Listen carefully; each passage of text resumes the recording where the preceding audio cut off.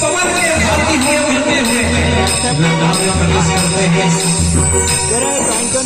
जैसे ही लंका में प्रवेश करते हैं और वे कुटिया में दरवाजा और दरवाजे में कुंडी लगी हुई, उस कुंडी को खटखटाते हैं।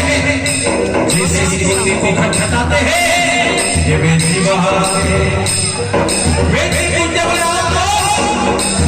हनुमान जी कहते हुए श्री राम मैं क्या कर सकता हूँ? बोले आप चलिए। लक्ष्मण जी से हो गए, आप चलिए उनको दवा दे दीजिए, और भी दे दीजिए ताकि वो सही हो जाए। वे भी कहने लगे बेटे तुम राम के सेवक और मैं लंकापति रावण का सेवक हूँ, दोनों की बराबरी कैसे होगी? मैं नहीं जाऊंगा। तब हनुमान जी ने कहा ये बताइए कि तुम्हें मेरा धर्म क्या होता है? एक डॉक्टर का धर्म क्या होता है? कोई भी व्यक्ति किसी बीमारी से पीड़ित हो उसे सेवा दे, औषधि दे, उसका उपचार करे। लेकिन आप कैसे में जो जाकर सेवा ना कर रहे हैं, में जाने वाला नहीं है। तब हनुमान जी को थोड़ा सा क्रोध आया और हनुमान जी ने बेटी को अपने हाथों में पकड़ा, हाथों से पकड़ा और दौड़ाते हुए बेटी लेकर के आते हैं। इधर वे बेटी जाते हैं,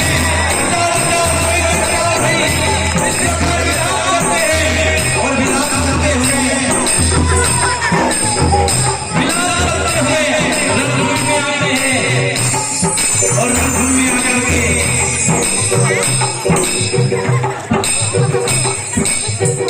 जैसे ही उनकी निगाहें भगवान श्री राम से मिलती है बेटी की, कुछ समय तक टकटकी लगा कर देखते जब होश आया तब बेटी ने कहा बोले राम मैंने सुना है आप मर्यादा पुरुषोत्तम हो,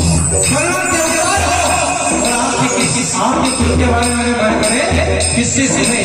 यहाँ तक सुना है कि रघुकुल रीति सदा चली आई, प्राण जाए तक वचन न जाए। लेकिन ये यहाँ की मर्यादा आपका जो सेवक हनुमान मुझे बलपूर्वक लेकर आया, आपने तो मर्यादा की सीमा को लांघ दिया और स्वयं को मर्यादा पुरुषोत्तम कहते हैं। कहाँ से हो मर्यादा पुरुषोत्तम? ऐसे बात की सोच करके वेद जी के हाथ जोड़े भगवान श्री राम ने और कहा बेटी क्षमा चाहता हूं, मैं अपने भाई के प्रेम में और मुझे स्नेह में इतना तल्लीन हो गया था, इतना डूब गया था, मुझे पता नहीं कब मैंने मर्यादा की सीमा को लांघ दिया।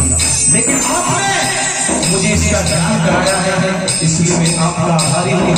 आप जाइए, आपकी लंका नगरी रहने चाहिए, आपके राजा रावण रहने चाहिए, आप रहने चाहिए, मैं रहूं न रहूं, मेरा भाई रहे न रहे, इससे किसी को कोई फर्क पड़ने वाला नहीं। सज्जनों, जब ऐसे चरणों में भगवान श्री राम के मुख से सुने तो वे भी समझ गए, कहने लगे बोले प्रभु मैं आपको समझ गया, आप सही रीति के अवतार हो, मैं आपकी सहायता क्यों नहीं करूंगा।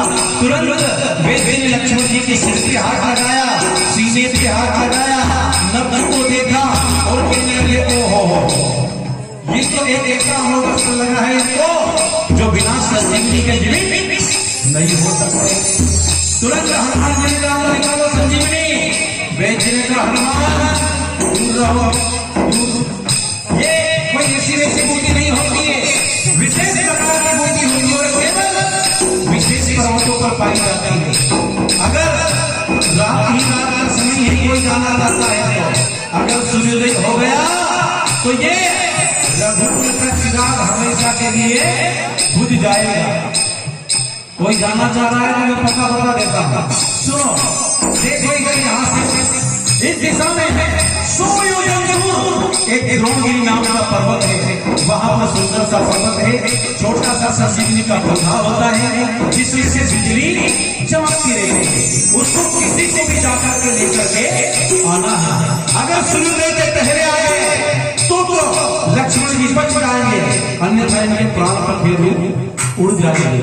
अब सोचने लगे क्यों जाएगा संजीवनी। इतने में भगवान श्री राम को अपने परम भक्त हनुमान की याद आती है और हनुमान